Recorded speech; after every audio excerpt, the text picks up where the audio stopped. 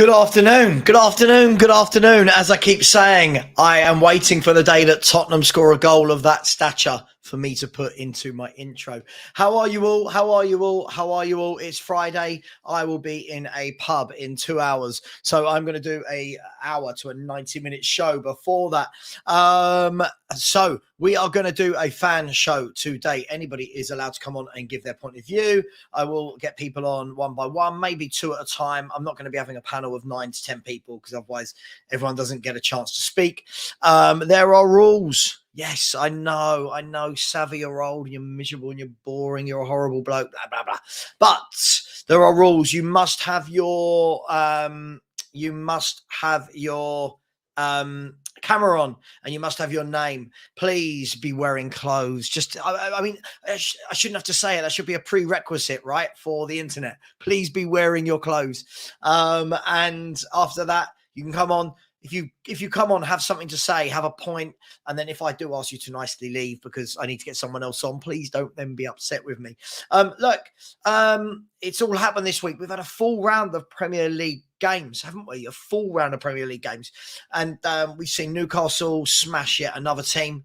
We've seen Southampton, surely Southampton are relegated now, surely, aren't they? Are they? Tottenham have managed to lose 6-1 and then get a point at home to Man United. Man City have steamrolled their way past the team top of the league, and surely that will see them through to the season, won't it? In other news, who else is there? Liverpool, 3 games in a row now. They're coming up on the rails. Have they left it all a bit too late for top 4? Probably, but they'll probably finish top 5, top 6 and get that European place. Other than that, Leicester City drawing with Leeds. Bournemouth grabbed a win. Are they safe now? I believe they are probably safe. So will Wolves and Palace. Chelsea lose again. It's all happening. It's all happening. And off the top of my head, I can't remember any more games. If you would like to come on, I am going to put the link into the chat. The link will say StreamYard in it. You click on that, put your name in, have your camera on, and then it will ask you if to go backstage, and then I will let you on if you have met all the criteria. So I'll put that in there now. We're going to start, where else? We've got to start by talking about Ryan Mason in. Nervous pause. Look, we've got this game round now. All of a sudden, Spurs grab a result, a draw at home to Man United. And all of a sudden, people are talking about Tottenham hiring him on a long-term, on a permanent basis. Crazy to me. Absolutely crazy to me. Let's get a couple of guests on. I'll get 2 on at once, and then if I do kick them out, they can't cry. It'll be solidarity in numbers. First of all, welcome. Is it Sachiv? Hi, Sava. How are you doing? I'm good, my man. And there he is, Strasbourg, Steve. Steve, how are you, mate? You all right? I'm good, man. I'm good. I'm looking forward to my French club, my favorite club of them all, Strasbourg. We're playing Olympique Lyonnais today at the Stade de la Méno. And Sava, you look confused there for a moment, but I am of Alsace background. So my great-grandparents were born in the Alsace-Lorraine region of France. So. Listen, this is just my face. I'm never confused. Certain things confuse me in life, Tottenham being one of them. Maths, I hate maths. I don't understand all that pie nonsense. Other than that, I don't care about enough things to get confused. Abdi, I can see you in the background. I will bring you on, but give it 5 or 6 minutes, my friend, just so I can have conversations. Okay, I'm not ignoring you. I can see you. So, Chief, welcome. First time on. Steve, it's your first time on my channel as well. Steve, I know you're a Newcastle fan. So Chiv, I'm guessing from the shirt that you're wearing that you're a Man United fan. Yes. Let's talk about this top 4 race then. Do both of you consider Tottenham Hotspur now to be irrelevant in the top 4 race? Can they catch Man U or Newcastle? I don't think so. No chance. I'm sorry. Too late. Why not? We've got Harry Kane. Why can't we catch you? We've got Kane. That's the problem. That's the only thing you can bring to the table. You can't bring me a settled defense. You can't bring me a clear style of play, identity, a set lineup that, most people will be like, oh, this is their starting 11. There's no consistency. and performances. You play for 45 minutes. That's why ultimately I can't trust on you to win games of football consistently. And it'll also take, Newcastle to drop points. And I don't think we really are. We're not going to be dropping many points. So I think for me, I think Newcastle will finish third this season. Mm-hmm. Definitely, I can say this as confirmed, because as I've seen the next fixtures, we are definitely going to struggle, as Aston Villa are really in good informed team, and after Villa we are playing Brighton away. We will probably drop points in. I think Aston Villa we might just edge it, but with Brighton it's going to be too hard for us. So we'll struggle, and I think we'll just scrap past through top four. Yeah, I don't disagree with you guys. I'm just gonna quickly bring up the Premier League table. And by the way, Andrew, I've seen you in the background as well. I will get you on when I get Abdi on. I'm not ignoring anybody. I'm not a fan of having 15 people on the panel and then it all gets a little bit hectic. Fair enough. I just want to bring up the Premier League table. Let me share a screen where it is. Right. So if everybody can see that, the Premier League table, sorry, it does look quite small, but hey ho, it is what it is. Guys, what are we talking about here? Look, Newcastle are 8 points clear of Spurs with a game in hand. Man United are 6 points clear of Spurs with 2 games in hand. And Liverpool fast coming up on the rails. They're on 53. Liverpool are coming back. They are actually, man. You think Liverpool are coming? Do you think Liverpool have got 6 games left. Have 4 of their games, by the way, are at Anfield. But have they left it just a little bit too late with that point gap to Man United and Newcastle? Yeah, I think it is a case of too little, too late. I wouldn't be surprised if they win all their games at Anfield because, for years and years and years, no matter if they're a crap team or the best team in the world or one of them, they win their home games most of the time, unless it's COVID. So for me, too little, too late. And you know who their next home game is, right? Everyone knows who Liverpool are playing on the weekend. Good luck. Good luck. Get a point, Spurs. Good luck. Yeah. Spurs haven't won away for 9 games, and that includes Sheffield United, Leicester, Wolves, Southampton, Everton. Look, Liverpool, for me, I feel like Liverpool probably left it a little bit too late. Yeah. I reckon they're going to be right. I think it'll be maybe 3 points at the end because I think they'll win 4 of their last 6. Yeah. So you guys, who's finishing? So Chief, you said you feel that Newcastle are definitely finishing 3rd. Yes. What have they got over Man United then? Why are they going to be finishing above you when you've got games in hand on them? Why are they finishing above you? I think this is because in Newcastle they have a very good attack that and especially they have a very good GD as well. They have was it 29 plus 29 and we have just 9. And then I just feel the way I've seen Newcastle United just relentlessly winning games. I just feel they deserve 3rd place. They deserve it, and I think we will just scrap pass through. And you know what? For me as a fan, as long as we get top 4, I'm absolutely fine with it. Yeah. Look, I mean, look for Man United. It's kind of expected, right? I know the last few years has been a little bit tricky for you all, but let's be fair. Bringing in Ten Hag, bringing in players to the caliber of Casemiro, that's a signing a title-winning team makes. Christian Eriksen, Martinez. You've bought some good players, and most people would expect you to be in the top 4.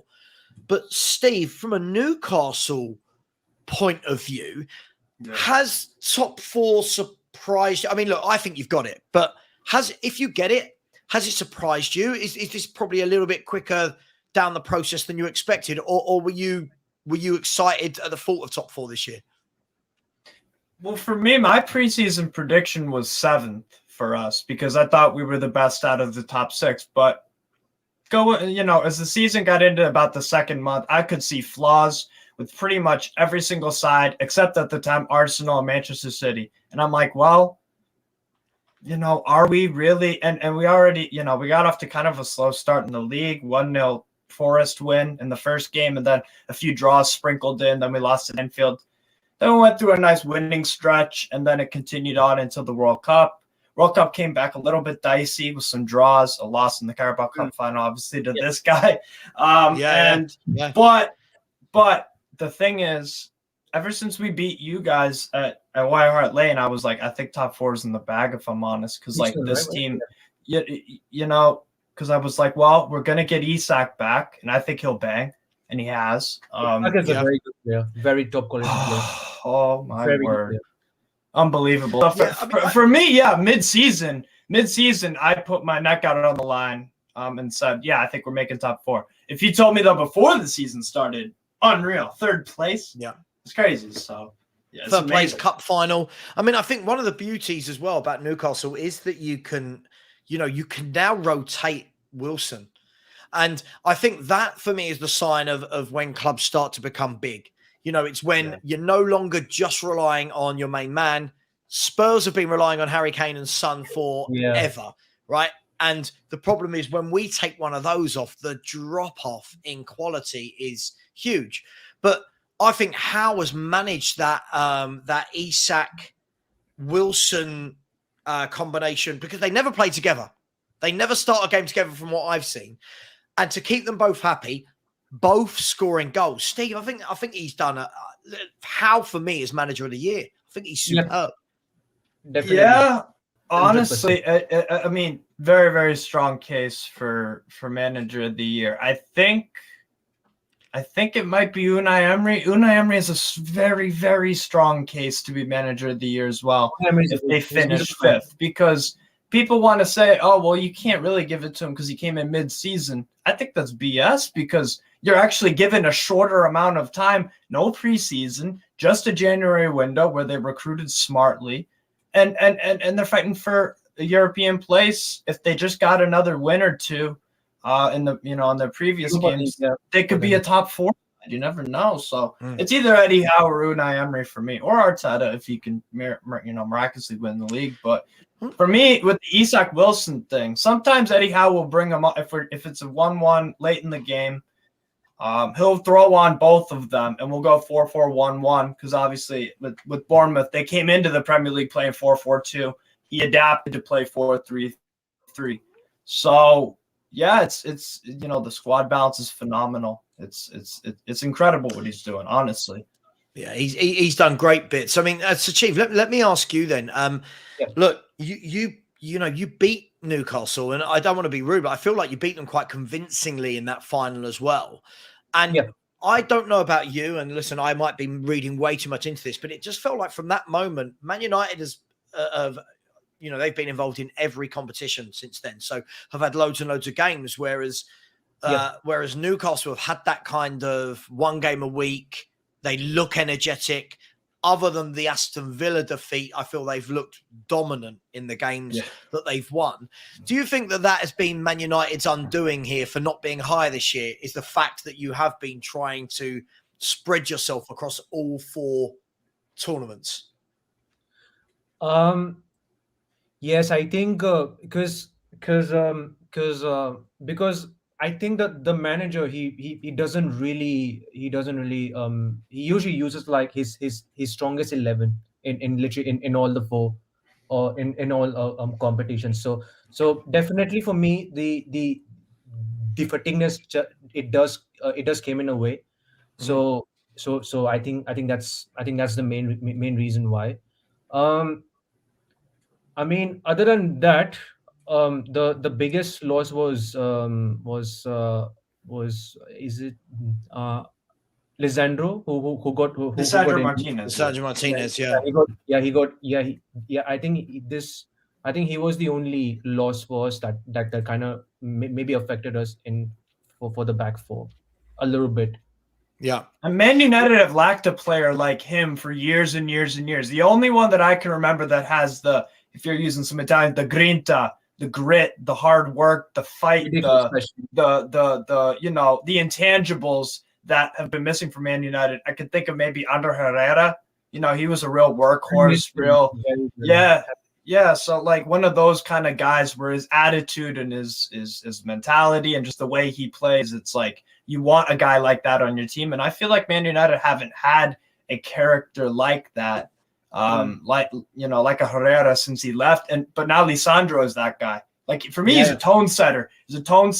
He is aggressive, but I don't see him getting straight reds like a certain Argentine center back. That Sava knows. And I like Romero, but he is reckless. But the thing with Lisandro is he seems to be able to hone in that aggressiveness and be disciplined, Lisandro Martinez for me, and I'll come to you in a second, Andrew. Lisandro Martinez for me seems to concentrate first and foremost on funnily enough, what he's paid to do, which is defend. Yeah. Romero for me is just too rash. And the thing is, this guy, the problem with Romero, and I love how these conversations just take a direction of their own. That's what it should be, right? Romero for me is just too rash. It's too much.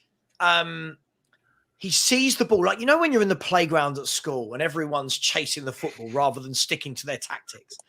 That's Romero. He sees the ball and goes, must go and get it. And you're like, yeah, but Christian, it's nowhere near you. It's nowhere near the centre half. I don't care. I'm going to run out and clatter someone.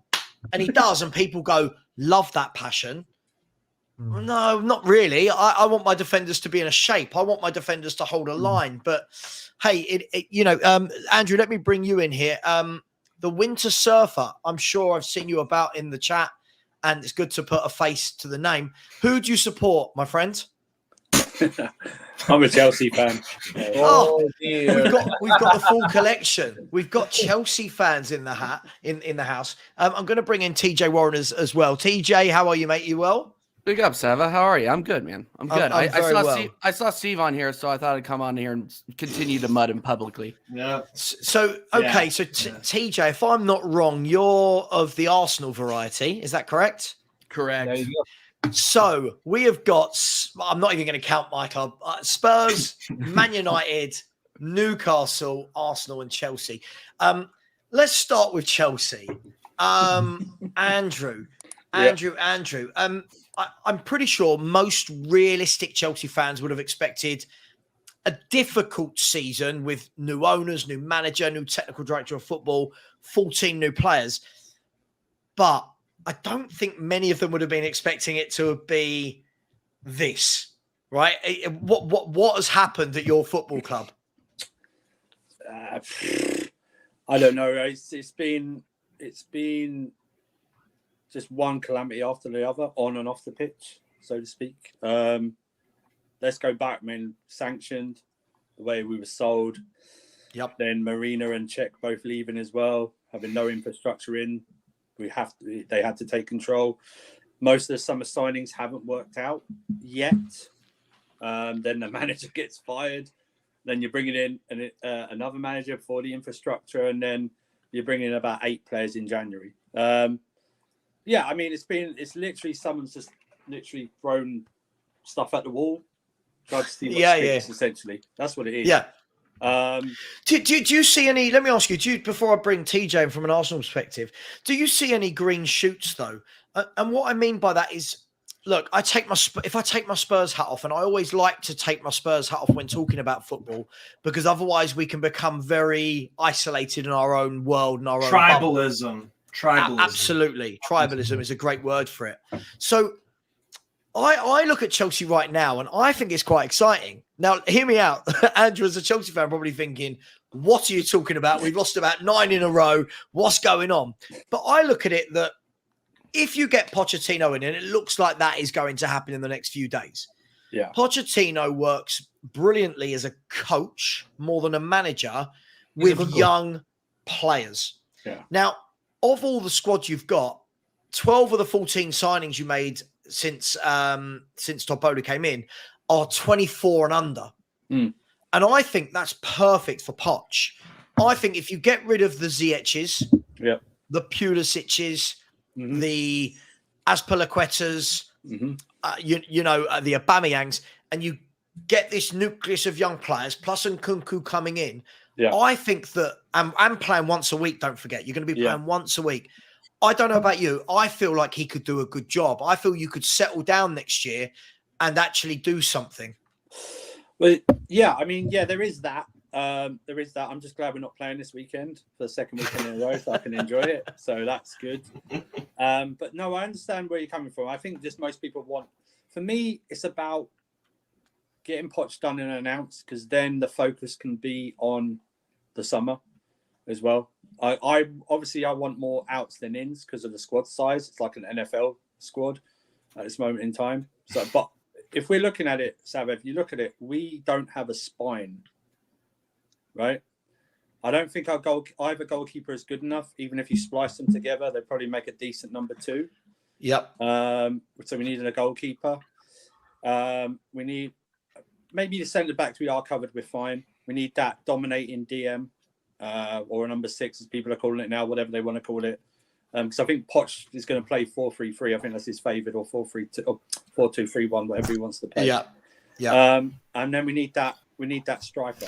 I'm sorry, if the João Felix news yesterday was coming on loan, that's fine. My main bear with João Felix was not laying out £85 million for him when we need a striker. When we've got Nkunku already coming in who can play that position, we need that striker. And people are going to go about Osimhen and stuff like that, but I don't even care how long his ban is. I would sign Ivan Toney in an instant. I would sign him no matter what. He's the guy, is he? He's the guy to change it around. For me, he's just listen. For me, this is now second season with Brentford, and he's up there in the goal scoring charts with Brentford. Yeah, he definitely is. Twice in a row, and he's only like 26, 27. I know the ban's going to come in. Hopefully, it's not that long, given what they ban people for nowadays by the FA for other things. But it's like that's what we need. We need that spine, because we need the DM. Because I've seen Enzo play DM this season. He's not a DM. Okay, he's an 8. I've seen him play left wing back in some games this season. That's what I'm talking about. We need a guy. We need someone who's going to come in and properly coach these players. Even with Potter in, he might have tried, but I think they need an authoritative coach, not a camp counselor. I'll be your best friend coach like Potter was with the emotional intelligence rubbish that he's come up with. But I think that's what we need. And I know everyone's going about striker, but for me, Seba, you get a goalkeeper in, a top goalkeeper, and he's there for 7 to 10 years. You get a goalkeeper in there. Look, there's a lot going on at Chelsea. Let me just quickly, before I come to you, TJ, Lewis, welcome. Lewis, I always talk about you as being far too young to have the stress on the shoulders that you've got. For us, sorry that you support Spurs, and you'll get these soon, Lewis. When you start getting these, it's Tottenham lines, all right? So don't worry about it. And some grey hairs. Yeah. So just start wearing hats in advance. I'm doing all right with the grey, right? I think I'm doing all right. I cut it all out. If you see, I cut it all out. Abdi, who do you support, my friend? Unfortunately, I'm an Arsenal fan. Oh, wow. We've got 2 of you in here. Wow. Okay. Well, look, I'll come to you in a second. Before we come to you, TJ, you're an Arsenal fan as well. All the conversation I've heard for the last month really has been about this word that I can't stand, bottled. I'm going to ask you, TJ, have Arsenal bottled a title? Or, like my opinion, it's only my opinion, is it that Arsenal just aren't quite there yet? You're not good enough depth-wise, talent-wise, experience-wise from the players and the manager to get over the line. How do you see it? I think you can live in both worlds, Sava. We are now seeing the amount of talent that we actually had in this squad. We overperformed for most of the season. And I think, honestly, Arteta got more out of these guys than they were capable of, and now we're starting to see the fall off, unfortunately. I do think bottled is a correct word to use, because when you lose games like to Southampton at home, when you draw to West Ham, who are mid to bottom of the table, when you lose to Everton away, those, it's death by 1,000 paper cuts. And we've been seeing it all season. So I think, when we were getting results in really, really key games up until March. And then you really started to see the true quality of the squad and the true lack of depth that we've had. I mean, and that's where we go back to the January transfer window. And that's been a big I would say sensitive point between Arsenal fans, but between, some people have rated it as an 8, some people have rated it as a 2. I would rate it as a 2 because we didn't get enough depth in. And now you're seeing that with the likes of Rob Holding being being an anchor in our defensive line, which is not a good sign. That is not a Premier League winning center back. I'm sorry. Yeah. So those people that are rating it as an 8, I don't know what world you're living in. I don't know what you're smoking, but I would like some. Well, look, it's interesting, isn't it? I mean, look, I this was only my opinion, right? I've said it all along that I've said I can't say that Arsenal have bottled the title because I never thought Arsenal were going to win it. I truly believed that Man City do Man City things. They, I think if you look at the last 5-6 years, Man City have these spells in a season where they lose a couple of games, and it's always to someone like Palace. No offense, if anyone's Palace. It's a Palace or a Brentford, and we all go, "Oh, Pep's lost it. He's forgotten how to coach. Those Man City players have forgotten how to play football." And then all of a sudden they just go, I feel like he gets them in a little huddle. I don't know, takes them for a day out, like down to a theme park or something, and says, right, team building. Right, guys, should we not lose any more games now? And they go, all right, Pep. And then they just go 20, 25 games, win everything. And we go, cool. Is there a little bit of that, TJ, that since Pep called them out? I don't know if you remember. He called them out after a game. He must have lost for sure. When did that happen? It was after the RB Leipzig first leg. It was after the RB Leipzig first leg. Around that back in March, February. It's almost like, and it was like I was talking with Will last night, Will Stewart, and he mentioned something that was interesting. It's almost like, so if you look at the Arsenal run of games to finish the season, it's terrible. Like we got, I never believed that we're going to beat Chelsea. They're always a problem for us. And now Newcastle look like world beaters. We have Brighton, who are always going to be a problem. And now you look at City's run of games out, and they got relegation fodder the rest of the way. They're going to win the rest of the season. It's almost like the Premier League planned this to where we had the easier run out at the beginning, and now we have some of the hardest games at the end. And we're going with conspiracy theories, are we? City, I'm not going full in that. I'm just saying that. Look, we just the beginning and the end of it is Arsenal do not have the depth and the quality of squad that Man City have, and that's just a fact.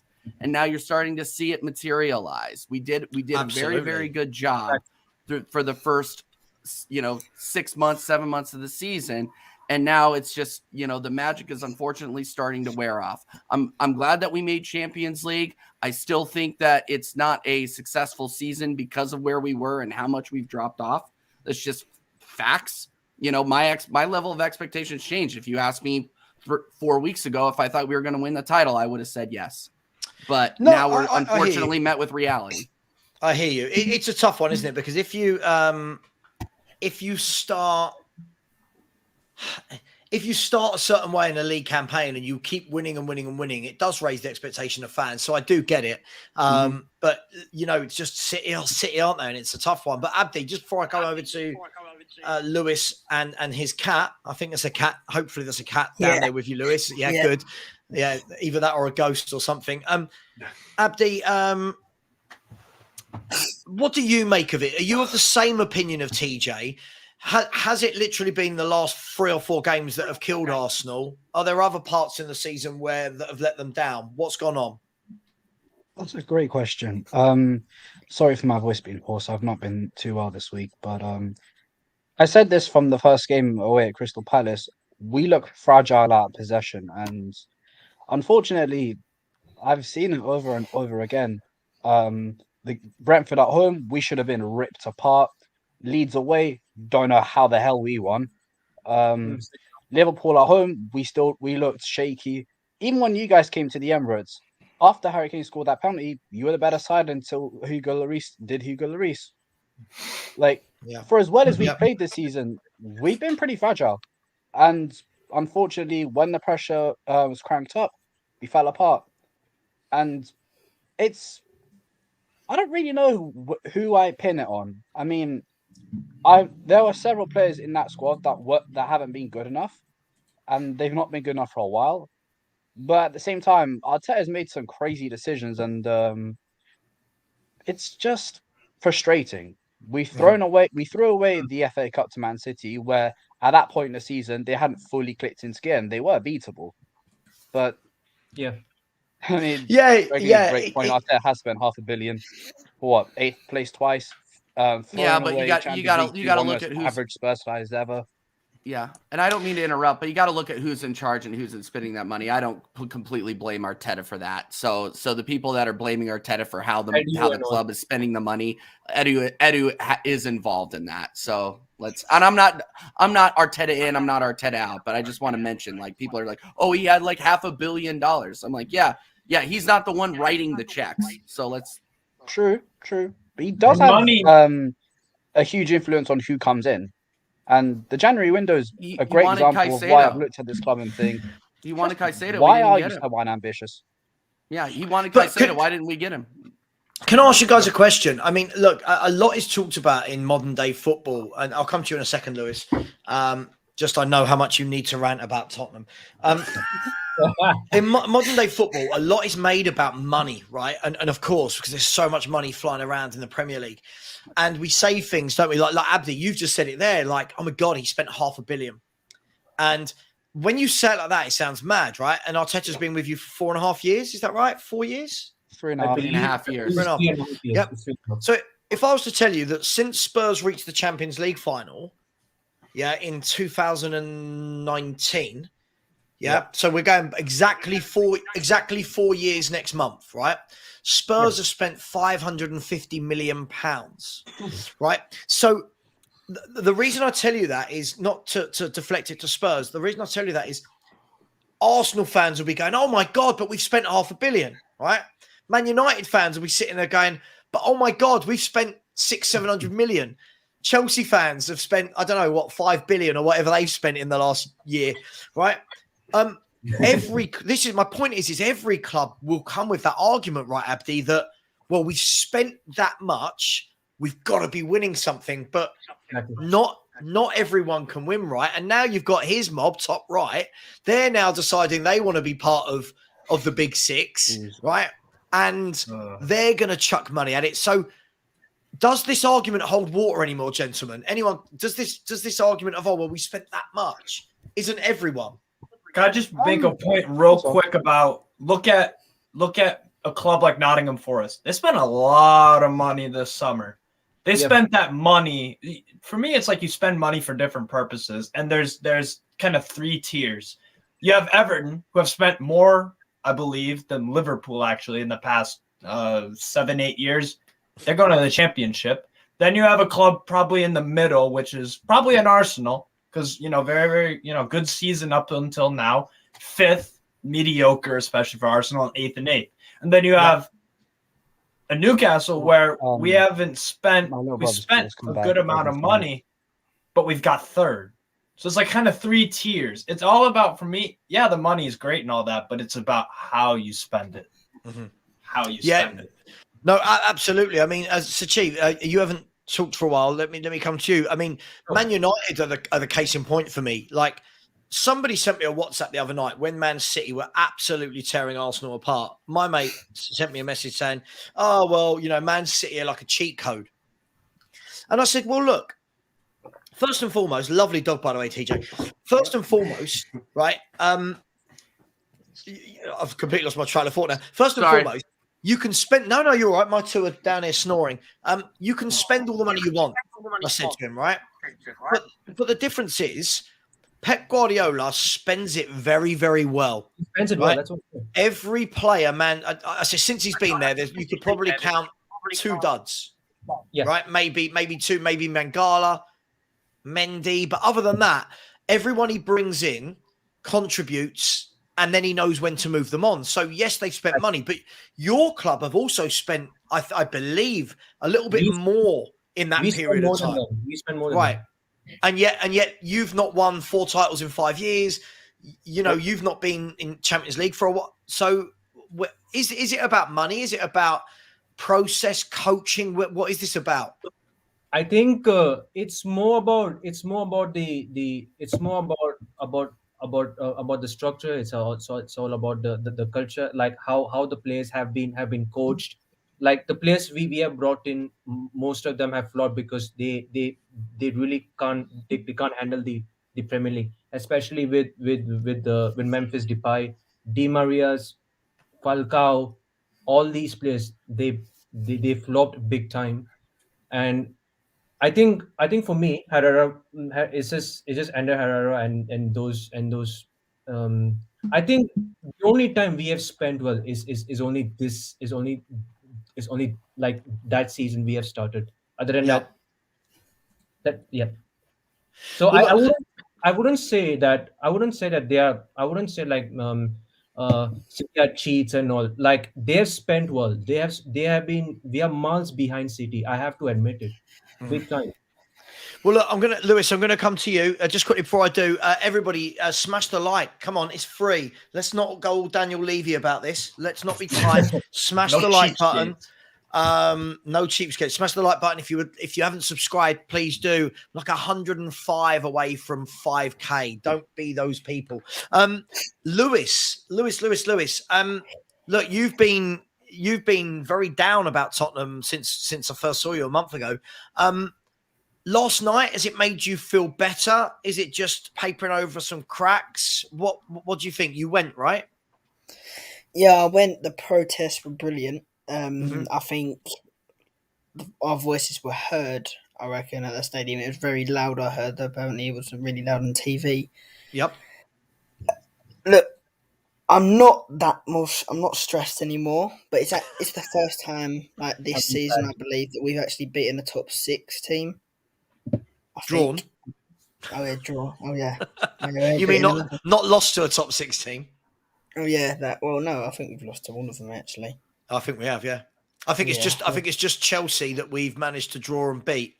And to be fair, the game where we drew with Chelsea, they should have beat us about 5-0. But yeah. So why are you no longer stressed, Lewis? What's happened? Because Man United are doing really well, right, this season. And to be fair, a draw is better than losing 3 points. Mhm. Yeah. Yep. Absolutely. But these games are tough. Now we've actually got to turn this on, and Ryan Mason's got to do something about this. I mean, and is Ryan Mason the guy, Lewis? Because we're talking about a guy here that has never managed. He's not even earned his dues at no disrespect to like a League Two, a League One club. He's literally just taken over as interim at Spurs. Is he the guy with Liverpool away coming up next? Is he the guy? I don't know. It's mad. well, Really depends how it does depend. Yeah, I mean, it's these games, like I said, they're really hard, and to be able to get the top 4, we need to win the games. But I think Ryan Mason can do this. I reckon he's the guy, but for top 4, Lewis, are you telling? I love this. This must be your youthful energy, because as an old git, I wrote off Spurs back in Christmas. I was like, oh yeah, done. The season's done, and you're here telling me 9 points or 8 points behind Newcastle that we still got a chance with 5 games to go. Yeah, yeah. That means if other games go our way, then we might. All right, but. Which one of these clubs, who are we taking? Are we taking Man United or are we taking Newcastle's place in the top 4? Which one are we taking? Who shall I kick off the stream first? Which one's going? Newcastle. Oh, look at Newcastle. Newcastle are 8 points clear of us, Lewis, with a game in hand. They're doing very well. Maybe not then. Maybe not. We got Southampton at home this Sunday as well. Oof. Hang on, I remember Arsenal fans saying a similar thing to me about a week and a half ago. And look what happened there. But they're a hard team to beat, man, Southampton. They're a hard team to beat. Trust me, I know. Hard team to beat. If we look at everyone in it, what have Southampton done? So let's start with Lewis as a Spurs fan. Southampton have they drew 3-0 with Spurs, right? They beat. What did they do with Chelsea the last time you played them? Double over. They did the double. They've with done the Tuchel. And yeah. Arsenal, they just drew 3-3, the same as Spurs. Yep, drew twice. Drawn to them twice this season. Drawn to them twice. How are they getting relegated? It's because they're losing to Bournemouth. Losing to Bournemouth like they did last night. That's why. Bournemouth will survive. They're losing to all the teams around them. They're losing to all the teams around them, not, like further up. So it's like, that's what they're doing. Like last night, they were just timid against. And Bournemouth are playing very well, by the way. Bournemouth will survive. I can. I've always said that they, from day one, before the Premier League season started, I said Bournemouth stay up because we see this all the time. Everyone counts out Bournemouth. Everyone has them bottom of the league, and I'm like, nah, they finished in 16th. Because they just have a knack of doing it. You got goals from midfield from building. Solanke chips in with a few here and there. Neto is actually a really good goalkeeper. He used to be at Barca and Valencia, for God's sake. If you want to talk about managers of the year, candidates, you talk about Gary O'Neill, the way he's kept Bournemouth. Deserves a shout. Deserves a shout. Maybe he's done a great job. So are we saying, guys? What are we saying that in terms of the top four? Are we saying that it's kind of done and dusted? Does anyone expect Newcastle or Man United to drop out of this top four race? No. No. I think the top three is done. I think the top three as they are done. Right. I think the top three. I think there could be, because Man United. Remember, Man United are not. They're not in a good run of. I know they went 2-0 up against your lot yesterday, but that second half performance was pathetic by them. Yeah. I know you played well, but they've not been in good form before that. Remember, they did 120 minutes with Brighton. They got knocked out by Sevilla. I think they dropped points or lost before that. But the thing is, Andrew, they've got look, there's 6 points to their nearest rivals with 2 in hand. Yeah. Doesn't that put them in? Why would you put Newcastle above them? So I'd rather have points on the board than games in hand because their squad is also not big enough as well. After about 15 players, they are not that good enough, and they've still got an FA Cup final to contend with. They've still got a game with us. I know they'll probably beat us, but that's like 3 days before the end of the season. That's one of their games in hand as well. So I would listen. I stream with Flawless a lot. Who's a Man United fan, as you know, like sarcasm. I like Flawless. I listen when speaking about Man United, he will tell me about stuff. And I'm watching the streams of him. I don't know. I feel like apart from yesterday's first few minutes in the first half, I thought that was their form for the last few games. It's not been. I think they are stuttering at the wrong time at this moment, so they could get caught. But you know. Yeah, just quickly before we move on, Mohamed Riyad. I love it when people paraphrase me with things I haven't even said. I not once mentioned Tottenham in title race. I'm actually one of the few Spurs fans that said Spurs were never in a title race. I didn't believe we were close enough to it. I think as Spurs have such little success, we considered if we were 7 points off it, we were in a race.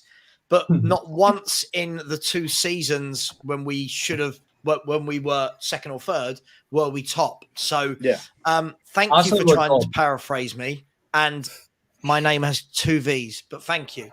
Let me come to you, TJ. From an Arsenal perspective, can you still win this league? And I know that feels strange asking a question when you are top, but Man City, are Man City going to drop enough points between now and the end of the season to let you back into it?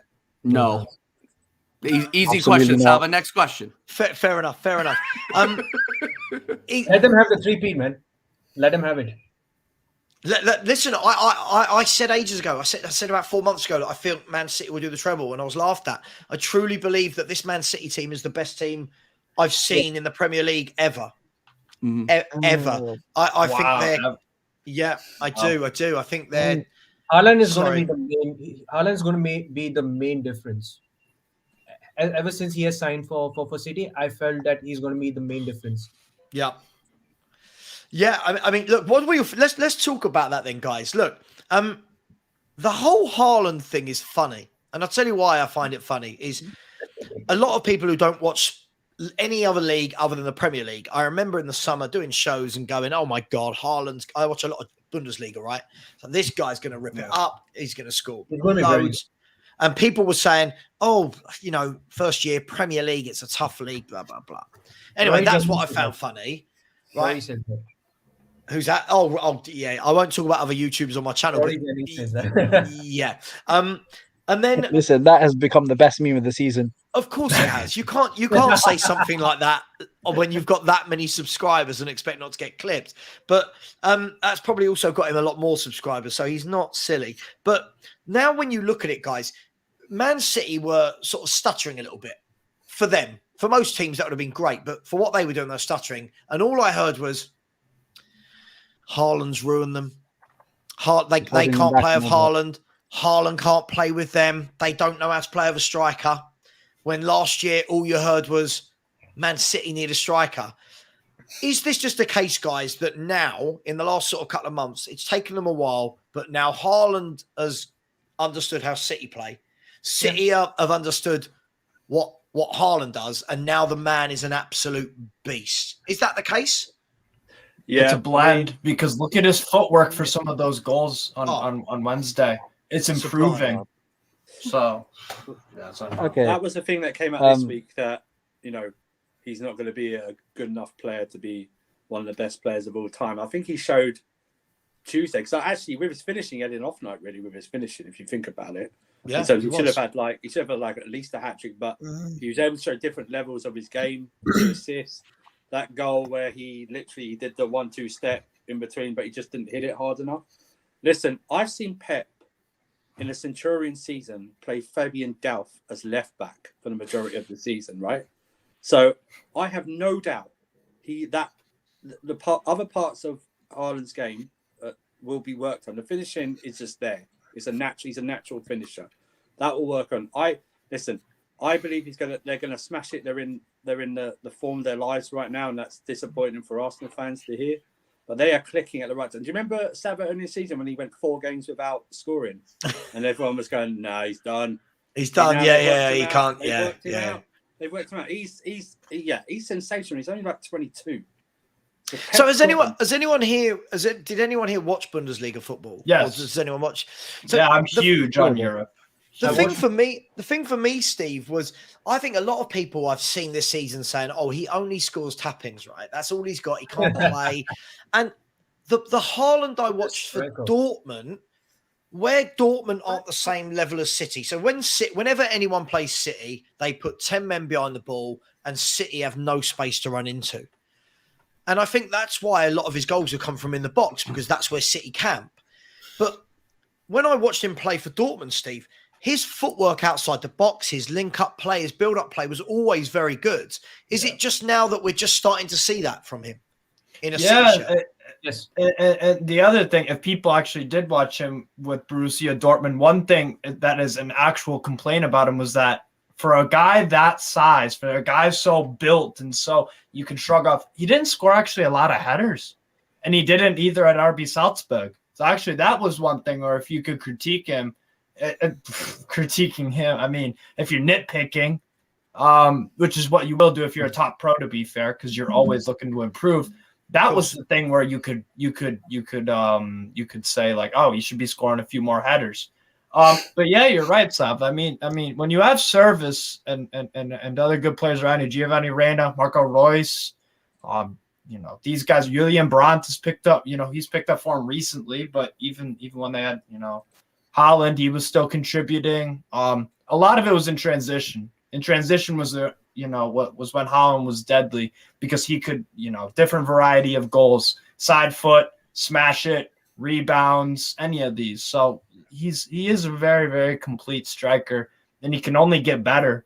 For me, I think Pep realized that, because now if you look at it, 3-2-4-1, they've past few games they've been setting up like that, and they're playing a lot more in transition. They don't mind giving the opposition the ball a little bit more, because they know, well, on the break, you're going to have De Bruyne, Bernardo Silva, one of their, wingbacks, fullbacks, and a Kyle Walker, Ake, and Haaland, and they can all score. It's like, who do you double up on? Yeah, because then someone's mad, open. Isn't it? It's crazy. So let me ask. I mean, the Arsenal lads, what did you make of Haaland? Because I mean, that was a really good all-round performance from him.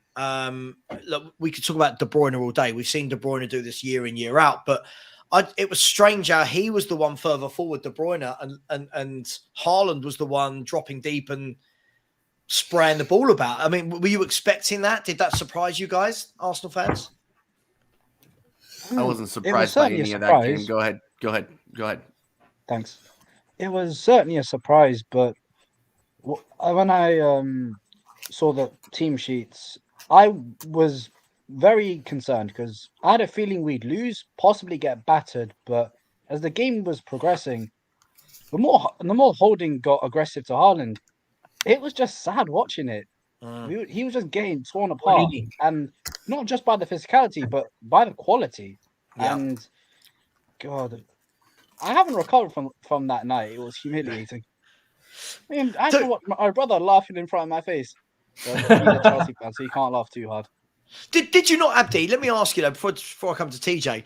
For me, listen, everyone will say, "Oh, it's because I'm Spurs. You hate Arsenal and all that," and I'd like to think it's not. I've said this for weeks. I truly believed Man City were going to smash Arsenal. Was there a part of you that thought you could go toe to toe with them at their own ground and win?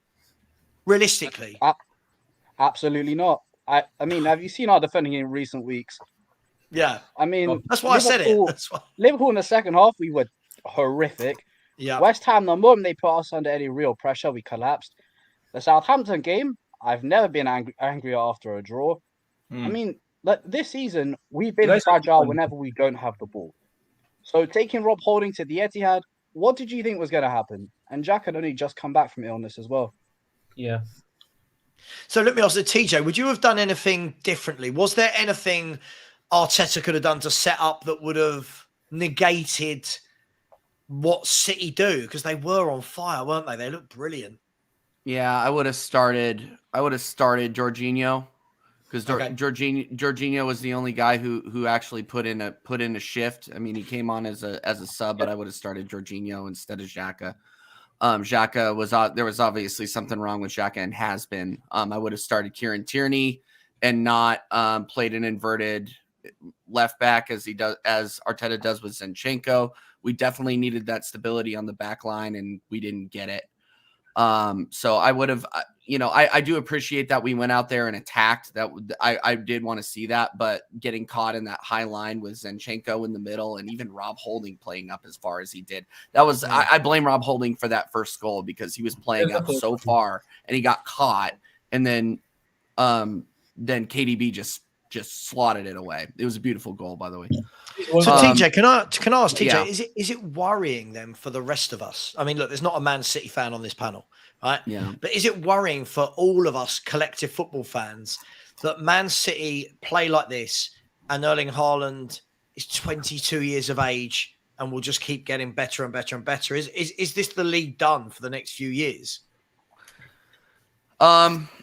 Yeah, probably, to be honest. If people can figure out how to shut down their midfield, you can at least begin to contain Haaland. But until you do, they're just going to keep feeding him, and he's going to be getting 30 goals a season in the league minimum. The only thing I would say this, right? Be interested. We're not interested. One of the things, if they do complete the treble, how does Pep when they do the treble? how does Pep get them up again? You know what I mean? But isn't that part of his thing though? Isn't it that's what I think. Don't they keep? What I'm saying is it's fascinating because I think they're going to have a lot of turnover as well in the summer. Yeah. I think they're going to have a lot of people in and out. He desperately needs another because he keeps playing Bernardo Silva at left back. Sometimes he's definitely going to go for that. Is Bernardo Silva going to stay? Stuff like that. I mean, is Mahrez going to stay? Who's he going to bring in? Kelvin Phillips hasn't worked out this season because he's been injured. Is Gundogan going to stay? There's going to be loads of things coming up. But it's like, how do you get them? We've won the treble. We've won the treble. We won every trophy. Go again? How do you go again? Because that's it. Because I think maybe last season the Premier League, maybe they started a bit slow because it took it out of them a bit. Do you know what I mean? Having to, because only won by 1 point, remember? And they were down 2-0 at halftime. Yeah.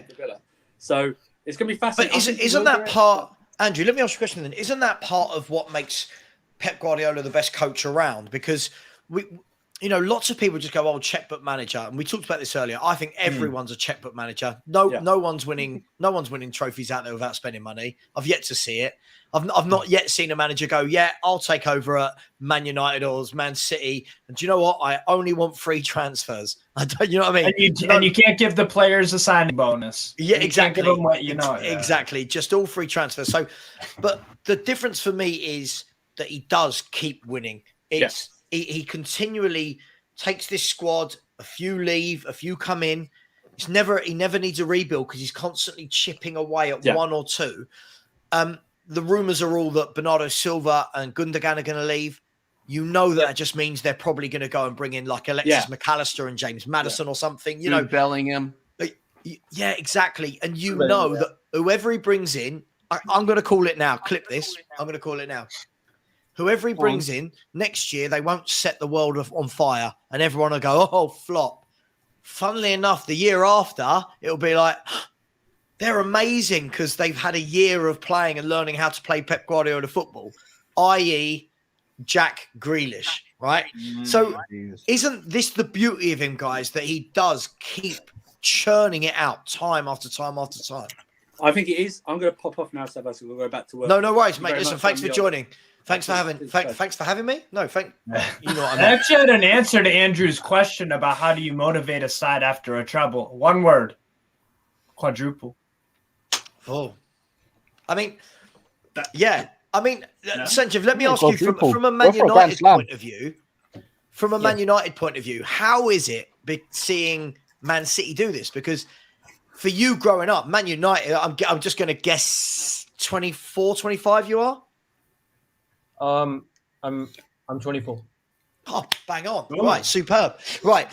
Phew. Right. So when you were growing up, it would have been Man United were the dominant force in Premier League football. They were winning everything. Yeah. Now, Man City, who back then, Man City they weren't doing anything. Right? How is it for you as a United fan seeing Man City do this?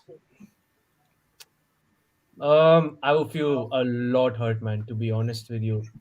Very. But like to be honest, if they win the treble, they really deserve it. and it is what it is, man. Time to move on. Yeah. Yeah, absolutely. Well, listen, fair enough. Guys, I want to move away from the Man City talk. Yes. I want to talk about summer transfers here. Who needs the most work done to their squad this summer? Of the big clubs, who needs the most work done? Tottenham. And why? I might say Arsenal. I'd say Arsenal too. And I know that's crazy, but I have my reasons. Chelsea have a deadline by June 30th to sell players to be in accordance with FFP. And if you think about it, like if there's going to be a certain price that the Boli and Egbali want for a player, but they're not in a great bargaining position because of that deadline, June 30th, by the way. The season ends in early June? So that's giving you less than 30 days to get a lot. I think about a 90, 100 million odd. I would say Chelsea, but yeah, Spurs just need to. They have to do like a proper reset. It's going to be a huge rebuild. Yeah, the whole club does, but unless the fans really, really get on Levy's throat about it, and if he finds someone that wants to buy him, then yeah. But same situation with Newcastle. We needed Ashley out, and now look how good we are. So for me, it's Chelsea. Chelsea needs the most work. Okay. So, let me actually before I go to the Arsenal boys, Lewis. I think I heard you go Spurs immediately. Spurs. Why does Spurs need the most work? I mean, I know the answer, but for anyone that doesn't, why does Spurs need the most work? What do we need? Defenders. Yeah? Just defenders? Yeah. Eric Dyer. Yeah, Eric Dyer can go. Yeah, honestly, I hate him so much. Every time. Eric Dyer is a Tottenham legend. Eric Dyer. Every time. Would you say we need some midfielders as well, Lewis? When you look at our lack of creativity from the middle of the park, do we need something else in there from what we've got?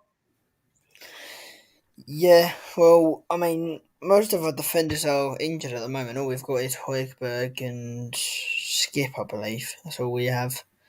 Was there more? Oh no, Alfie. Well, you've got Basuma. You've got Basuma's come back from injury, who's not really been given a big chance this year, and he didn't really fit into a Conte style, did he? So, do you think a new manager coming in playing a different way, we could see the Brighton Basuma? It would be good to see a different Tottenham when a new manager comes in. But I've said that every single time when a new manager comes in, and we still play the Tottenham way, and it still hasn't changed. And Levy protests again, but hopefully Bazuma can actually do something for the team, and he'll be good in the midfield, passing it. Hopefully he doesn't do an Eric Dyer and just give it away straight away. But see what I mean, guys? Look, at 14, you should not be feeling like this about your football club. You should be already going through puberty and stuff, and girls and all the high you school. You should be infused. I remember. When I was your age, I'm just trying to think who would have been in the Spurs team. How old was I? No, God. You're talking Gascoigne, Ginola. Wow. All right. Listen, okay. So young Sol Campbell. So I would have been 14 in 1996. Wow. So I would have been looking at players like I can't even think who was in the Spurs team in 1996. Who's your goalkeeper? We've been looking at players I'll like Campbell, Ferdinand, Sol Campbell, Alan Nilsson. Not great, but do you know what? I looked forward to going every week. And do you know what I think it is, Lewis? I think when I was a lot younger, Spurs have always had a maverick. Spurs have always had that one bloke that plays that we go, all right, we lost, but Jesus, how good was he? And I'll be honest, when I was growing up, when I was 3 or 4 or 5, this is how old I am. And I know I look youthful, but, it's just good camera lighting. Was Glenn Hoddle was the first one I saw. Right now, Lewis, I'm sure if you talk to your dad about Glenn Hoddle, I'm sure he's told you this guy was serious, right? So I had Glenn Hoddle, then it was Waddle, then it was Gaza, and then we went through players like Teddy Sheringham, Chica Popescu, Dumitrescu. Then came the world's greatest. I think he's that way. I think if you can see the bottom picture, can you see who that is? Can't see who it is. That is Mr. David Ginola. Just the most sex on legs. What a footballer that man was. Yeah. And then the thing is, we continued that, Lewis. As it's gone on, players like Edgar Davids, Van der Vaart, Gareth Bales. Now I feel that Spurs. I don't know what you guys on the panel think. We don't have that anymore. We don't have that creative spark, that genius, that one player that other clubs look at and go, yeah, we want him. But am I telling the truth? Is there anyone at Spurs you guys think about? Absolutely, Sava. Like me and there are some similarities between Newcastle and Spurs. Like we're known for playing very beautiful, entertaining football and also kind of being bottlers, not going to lie. You look at 96, 97, Keegan with the quote that you all know. And stuff like that, losing out FA Cup final in 98 to Arsenal and then 99, the treble Man United team. So, we're pretty similar, man, in terms of, we've had some ballers, some absolute ballers, lethal number 9s, very, very good support, loyal support, and crap owners. You also had Jurgen Klinsmann as well. I forgot about that. Jurgen Klinsmann,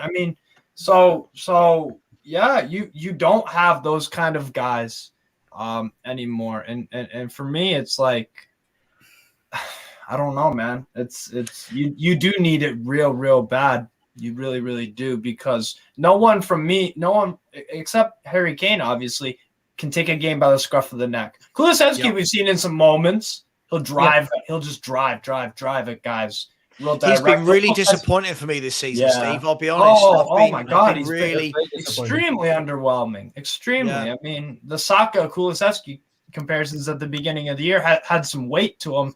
Now it's a no contest, to be honest. So you definitely agreed. You need a guy, a maverick, Maverick. Look, let me ask the Arsenal guys: does every club, do all fans forget young fans? Do all young fans should grow up with someone to idolize like that?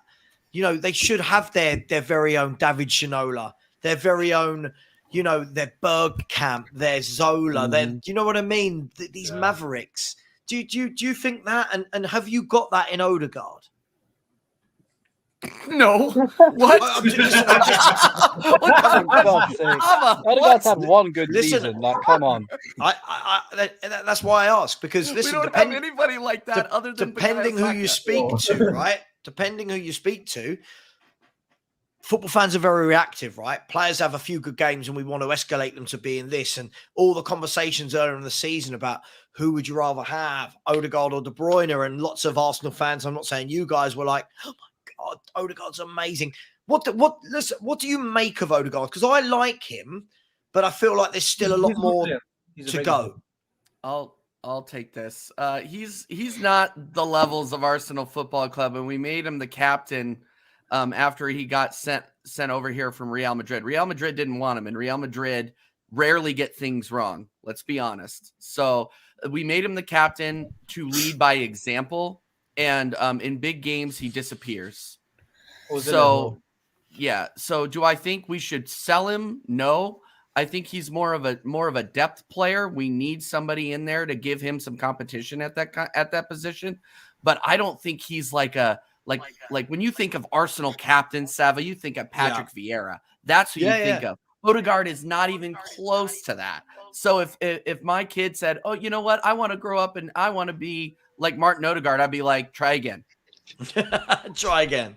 Yeah. Well, yeah, look, but captains have changed, right? Captains have really changed. You know, when I was growing up, the era was captains like Tony Adams. You know, it was proper men. Men were captains, you know, guys that you were scared of. You know, they could play, but you were scared of them. Now it seems to be, you look around, who's the captain of United? Is it Bruno? Yes. Yeah. You got Bruno. I wouldn't be scared of him if I was a player. You've got Odegaard at Arsenal. City, who's the City captain? Is it Gundogan? They have like 5. Maybe De Bruyne. They literally have like 5 different captains. I think actually, the to be honest with you, Mars wants to come. actually, to be honest with you, actually, we have to. It's Bruno and that fridge. The fridge. I'm guessing you're talking about Harry Maguire. The lifetime warranty on that fridge. You made the most of it. But again, United are a club steeped in history with fearful captains. When you look at Roy Keane, you look at the likes of Steve Bruce, you look at the likes of Brian Robson. You know, these people were tough, but they also did their job on the pitch. And I feel like that's gone, TJ, from football now. I feel like the hard man has gone. Everyone falls over at, you know, someone blows on them, they fall over. The hard man has gone, and the captain's influence seems to have gone. Facts. You're right. I agree. I mean, it's just different generations, right? I mean, I feel like this generation has been kind of softened a little bit through social media or what have you. Odegaard's we're seeing. Not this Arsenal fan. Sorry, don't lump me in with those people, please. Dad put me among those group of lunatics. Yeah. I don't want to be associated with them. No offense, but that being said, I agree with you, Sava. I think it's kind of sad though, because I think that grit is what gets players to push and get teams over the line. Back when we were kids, Sava, like we had coaches screaming at us to get it over the line. And honestly, I was motivated by that. I don't know if anybody else was.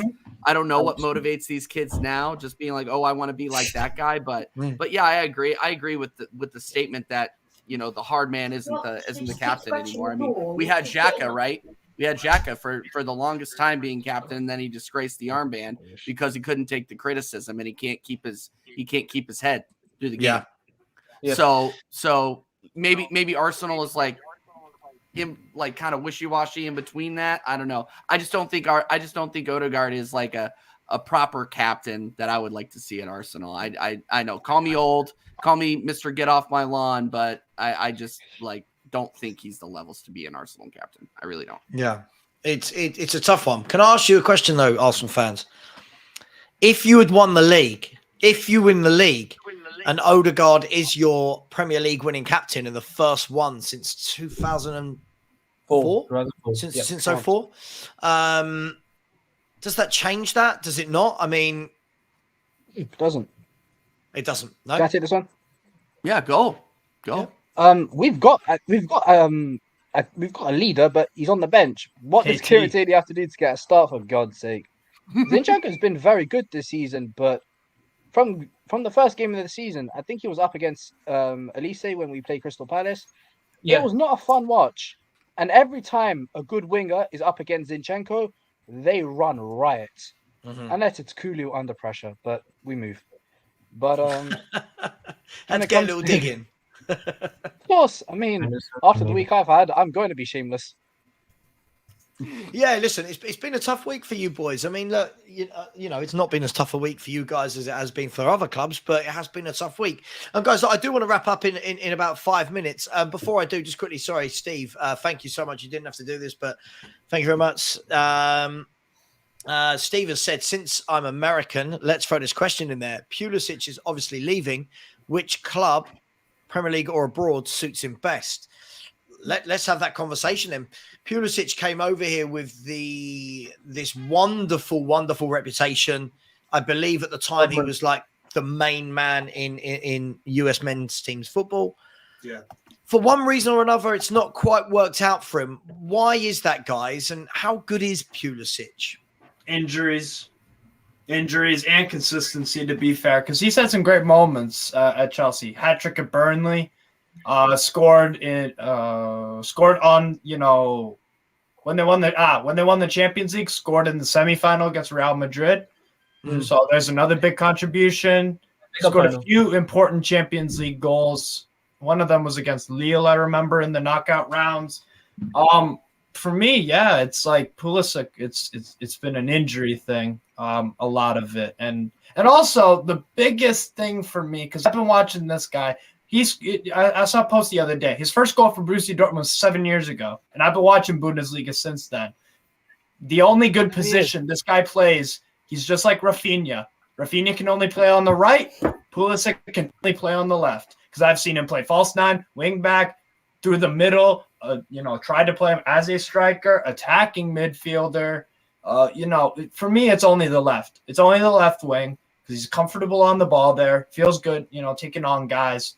And he's a decent finisher as well. But, yeah, for me, it's like, yeah, it is a bit disappointing, definitely, at Chelsea, his career. But for me, a club that would suit him, and obviously, might be biased, but Newcastle would be a great fit for him, I think. I think it would be worth a shot. And I wouldn't be surprised either, because look at this from a marketing perspective as well. The new owners are looking to make a splash in terms of revenue. You sign an American, that's a bunch of Newcastle kids with Pulisic on the back sold like that. Let me ask, has a player like Pulisic suffered from playing in a squad where there's just too much competition of places, as opposed to some players that play maybe a bit further down the league, but are guaranteed to play week in, week out? Is there an element of that with a player? I mean, you could say the same for Ziyech. Yeah. You could say the same for most players that play at Chelsea and at Man U, etc. Unless you are that great, you end up being a sub a lot of the time. Yeah, and he also hasn't shown, because of those reasons, the injuries, inconsistency with positions and whatnot. He hasn't shown that I have to be on the team sheet for 90% of games, boss. In the big games especially, you got to have me in there. Yeah. But like I said, he has shown up in Champions League games. In the FA Cup final against Arsenal, he did score the first goal, went off injured when they took a 1-0 lead really early in the game. So he has shown up in big games for Chelsea. It's the consistency for me. And the injuries are a huge part of that. For me, at least. I think there's another factor that you can add in the Pulisic case. The fact that there have been a lot of managers in the time since he arrived in 2019. Lampard, Tuchel, Potter, Lampard again. Yeah. Like having having 3 managers in 2 years. Not 2 years, but having 3 managers during your time in charge, and it's not been that long that he's been there, but long enough to establish yourself, it doesn't help your case. I mean, and constant upheaval of managers, it's not the best, especially given that he was coming in to replace probably the best Premier League winger. Hazard, He replaced him. was among the best in the world at that time. So And they're completely different in a way, set up profiles. to fail. Yeah.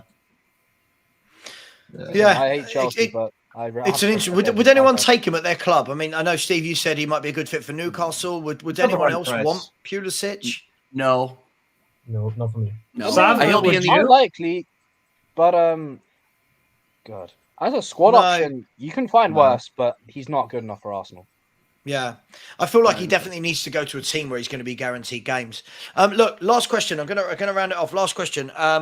Does anyone think that Declan Rice is going to end up leaving West Ham this season? I saw an interesting comment from David Moyes a couple of days ago where he said that he hopes Declan Rice remains at West Ham.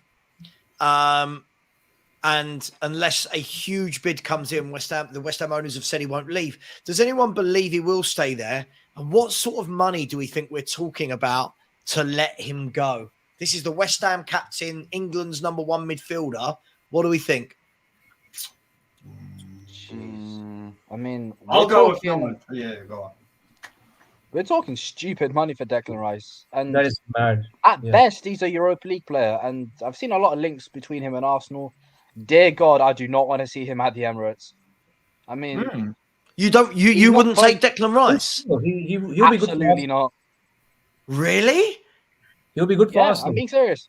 You don't think he walks in and becomes your best midfielder instantly? Levels above Xhaka. I don't think he's our best midfielder instantly. I mean, Partey on a really good day is Rice levels, but at the same time, I still don't think Arsenal are going to be willing to pay the amount that West Ham are going to be asking for. That's a good point. Because ever since Pepe, you haven't been extravagant. I mean, and I would love to see Declan Rice with a supporting cast around him that Arsenal has. I would really like to see that. But if we're talking realistically, I really don't think that Edu is going to be able to get it over the line. I feel like we've been linked with Declan Rice since the beginning of time, and nothing has come of it. I think for me, I think he could probably end up in Chelsea because that Todd Bowley, he's going to splash the money and he's going to get it. Yeah. I agree with that. I can't believe that Abdi, you wouldn't want Declan Rice in your midfield. Do you know? Is he not head and shoulders above Xhaka? Above? I think he's head and shoulders above Partey. If I'm really honest, I think he's a good player. Wow. I like Partey. Look, I like Partey. I think he's a good player. Yeah. He's a good player. I don't think he's got as much dynamism. As Rice. I think Rice for me, listen, don't get me wrong. When we're talking about the numbers that get talked about for English players, it's ridiculous. He's not 120, 130 million pound midfielder, but if West Ham can get that, they will. But I think he goes into any midfield. He's got all 3 things a midfielder needs. He's got a wonderful engine. Mm-hmm. Yeah. He's got brilliant defensive capabilities and he can drive forward with the football. And I don't think that you've got that in your team. So that surprises me, Abdi. Would you rather Casado of Brighton than Rice? He's a very good player.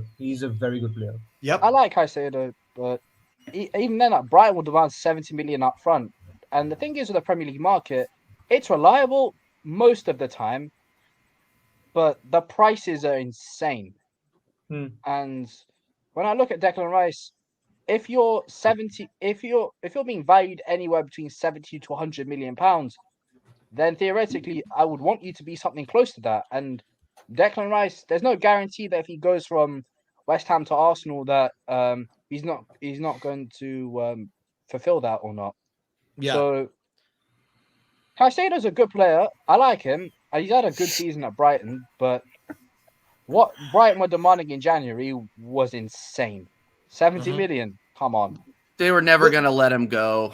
Yeah, they wanted to get and since then he signed a new contract, right? So which means whoever goes in to get him, they're just going to go, well, we wanted 80 before. Now we want 100, and it's gone crazy, isn't it, for players that haven't really got that much experience. But anyone else? Declan Rice, can we see him ending up at Chelsea, Man City? He's been linked. He's been linked with us actually for the. I think I saw something. Oh, you guys going to get your wallets out this summer? Is that what's happening? I mean, you're going to get top 4. I think look at the January window. We spent 40 million pounds on Anthony Gordon and then Harrison Ashby from West Ham for a few mil. I think that was strategic. I thought that, and just my theory. I think that they were like, you know what? I think Eddie Howe can get this. The owners were like, I think Eddie Howe can get the top 4, and then we can really go make some noise in the summer. And for me, it's like I would take Declan Rice. Yeah, absolutely. But for me, and I was talking with one of my friends, Andy, he said that he thinks Caicedo fits what Eddie Howe wants in a player to a T. Height, passing ability, pressing, can score a goal, score the odd goal once in a while, and the overall dynamic nature of him. Like he it's like he's a Joe Willock on steroids. It's crazy. Like he is, for me, and Joe Willock's a good player too. Like, very good player. He will play a part. Another midfielder I wish we didn't let go. Yeah. And so for me, I think Caicedo could come to Newcastle. Like this Champions League for us could be big. Whatever the owners want to do and whatever Eddie Howe wants to do, I back it and I'm cool with it. If that means bringing in a Declan Rice or a Caicedo or even a Sergej Milinkovic-Savic from my boys Lazio, that would be tremendous. I mean, top player. I can't believe Savic. I cannot believe no one has taken this Sava, guy. you were talking. Sorry to cut you off, Sava. I'm diehard Lazio as well, right? That is my idol, Sergej Milinkovic-Savic, because I've been a Lazio fan since 15, 16. He joined a year later from Ghent, I believe. Good. He's the sergeant. You can play him 6, 8, or 10. Oh, very good player. Savage is someone I'm taking over Rice all day. Yeah, that's a fair alternative. Alternative. Listen. I agree with you, Abdi, and I don't listen. I love Serge Milinkovic-Savic. I think he's a wonderful player. I think he's got it all. Another midfielder, good engine, can go both ways, score goals. We were actually linked with him as well. Like, I forgot his name, Milinkovic-Savic. Who, Spurs? No, for us. Oh, I was going to say, it didn't sound like a Spurs signing. Realistically, see Milinkovic-Savic leaving Italy, though, Steve?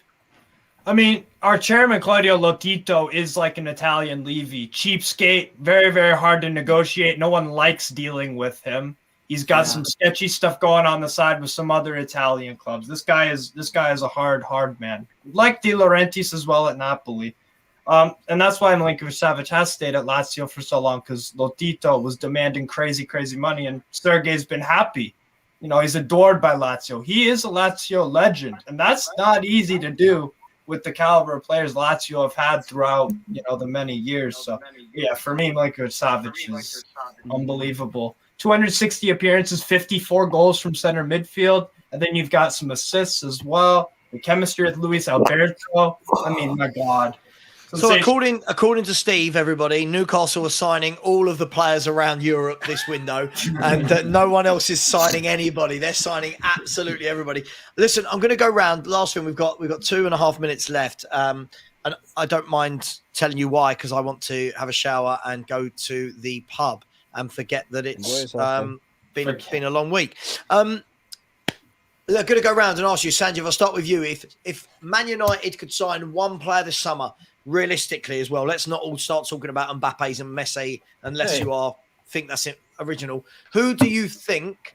Who would you like Man United to get this window, and why as a number one target? My number one target is I'm going to say it's because we need like a backup for Casemiro. So I'm going to say it has to be Caicedo. Wow. Okay. So not a centre forward, not a Harry Kane or a Victor Osimhen or someone like that. Oh, sorry. I was just about to say that about the striker as well. Yeah, I forgot. I would actually low key take Harry Kane because he guarantees you goals and goes and assists like every single season. Can I ask? Sorry, did you just say you would low key take Harry Kane? Yes, because but what do you mean you would low key? I mean, like, what do you mean? Like, just a cheeky bid under the radar and people don't realise it's happened? Just going to come in and take our best player. To be fair, Man United did that with Berbatov.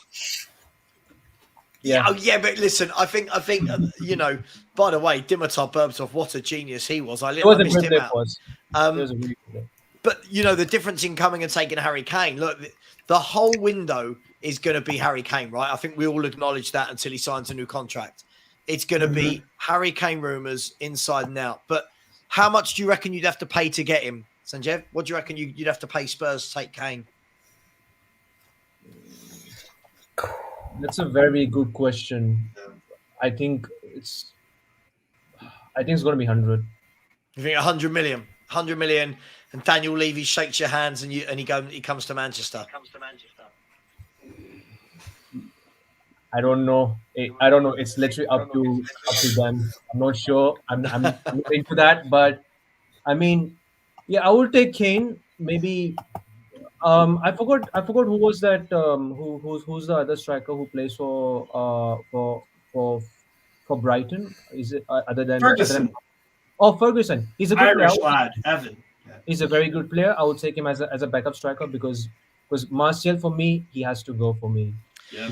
So Man United signing Harry Kane, Evan Ferguson, and Casado in a window. So you're getting 260 million there. Fair, I like that. You better hope that those owners come in with that massive checkbook. Steve, Newcastle United. Come on, you got one signing. Who's your go-to guy this summer? What do you need more than anything? A midfielder to enable Bruno to play further up the pitch. And Sergej Milinkovic-Savic, again, would add some more versatility in the fact that he can play 3 different roles, all of them incredibly well to a high standard where you see his talent. For me, it'd be Sergej. It would be Sergej. Absolutely. If he wants to leave. So, yeah, it would be Sergej. Just quickly, the 400 people that have just joined the show via Twitch, I'm guessing that Rants and Bants have sent you here to all say to me, Cobra Mace. Is that what this is? Is that what you're all doing? I just suddenly saw... Shout out, Rants. Listen, if someone lets me know, I think that's it's definitely from Rants and Bants. Look, here we go. A Rants raid. There we go. Cobra Mace. Cobra Mace. God. Okay, TJ, as the first of the Arsenal fans, come on, your biggest signing this summer. Who is it? Who do you need? Why? And how much you paying for them? Declan Rice.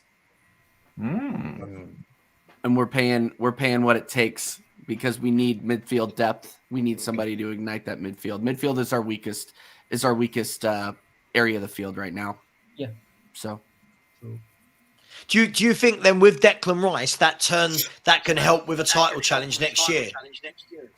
We need help all over the pitch, Sava. I can't even get in. We don't have time for it. Honestly, we need new left backs. We need depth at center back, and we need depth in midfield. So until we get that, I don't think we're getting anywhere near the title next season. Fair enough. What about you, Abdi? I mean, you turned your nose up at Declan Rice, which absolutely baffles me, but each to their own. Who's your go-to guy this window for Arsenal? This is a difficult one because I agree with most of what TJ said, but when I look at, in particular, Arsenal strikers, Jesus, a great facilitator but can't shoot. Nketiah, not good enough. So it may be a tad unrealistic, but pay what Brentford want for Ivan Toney. I could see that, honestly. And what are we saying? Ivan Toney, what is he? What is he worth to Brentford? He's worth to Brentford 50 to 70 million. 50 to 70. I was going to say 75. 75 because you're taking away all of their scoring. Ivan Toney scores goals for Brentford. Yeah, you're putting them in a relegation battle. Yeah, exactly. No, I don't think they're a relegation. I don't think they're a relegation team without Ivan Toney. No, I don't think so. No, you don't think so? No, not at all. Because look what Brentford are in this position for a reason. Because they recruit well. Remember, the predecessor to Ivan Toney was Maupay, and they got goals out of him to come up from League One. So they but it's a huge difference, isn't there?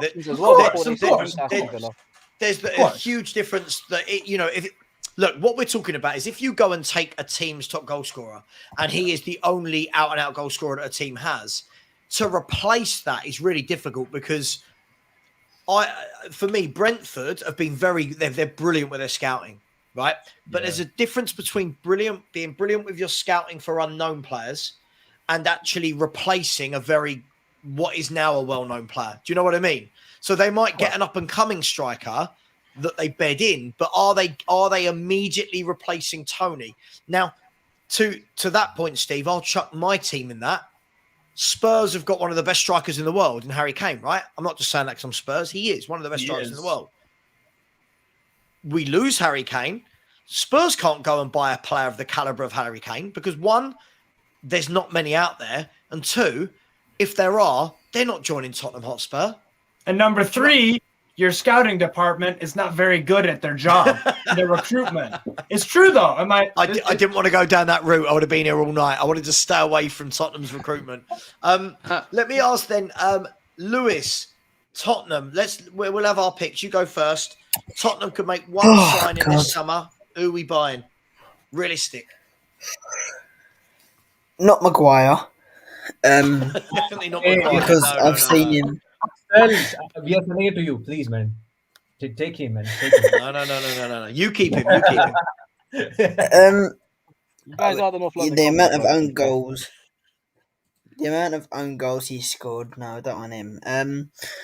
Like you were saying about Declan Rice, he's a really good midfielder. Do you think he'd leave West Ham to come to Tottenham? Or probably not, but Suchek, is it? Is it Suchek? Just bribe him and then he'll come. Just bribe him. I like that. Well, I mean, look, Levy. Play dirty. Levy will just do it for about 10 mil or something like that, but he's worth more than that. And Levy's cheap. Yeah, add a zero on the end. So come on then. Give me someone realistic because look, let's be really honest, Lewis. West Ham and Spurs have a rivalry. There's not a chance Declan Rice, as the captain of West Ham, is going to leave to come to Tottenham. And I also think he's going to have bigger options in terms of, I think Liverpool will want him. I think Arsenal will want him. I think City might even put in a bid. And as much as we all say that Chelsea are a done club, Chelsea have got money to throw around, so they might make a bid. And he's a Chelsea fan. So who would you? If I tell you mine, Lewis, let me know if you agree. Yeah, for me, if I was Spurs, I would go all out, depending on who the manager is, for James Maddison. I would go all out for that lad. And I would stick him behind the strikers. I'd play two up front with Son and Kane. I'd stick Maddison in the hole. And my team talk would be get the ball to that guy as much as possible. Let him play in that little corridor between the midfield and the forwards. And just let him thread through balls to Kane and Son. Yeah. That does sound strong when you put it like that, yeah. Are you saying I should be the head of recruitment for Tottenham Hotspur? Would you be happy with that? It would be great. If we win all the games, then yes. If I don't be stressed, then yes. You can't do worse than Paratici. I don't think anyone can do worse than Paratici. It was terrible. No. Guys and girls, listen, thank you very much. I've really, really enjoyed it. I like talking football that's not always just my club because it can really stress you out. Listen, first of all, Lewis, thanks so much for coming on, mate. I hope you have a nice weekend, whatever you do. Yeah. Abdi, thank you, mate. Nice to meet you. TJ, thank you for coming on. Yeah, good to meet you. Steve, thank you. 2 streams in a row we've been on together, my man. And Sajev, thank you. Nice to meet you as well. Everyone in the chat, thank you very much. Phil P, thank you for the super chat. Steve, thank you for the super chat. Please subscribe. We're just 100 away from 5K. Make this happen. Thank you very much. Much love. And I'll leave you with my little video of England winning something to see us all out. A corner kick. You're winning something. I'll be dead. And here comes Hurst. He's got some people are on the pitch. They think it's all over. It is now.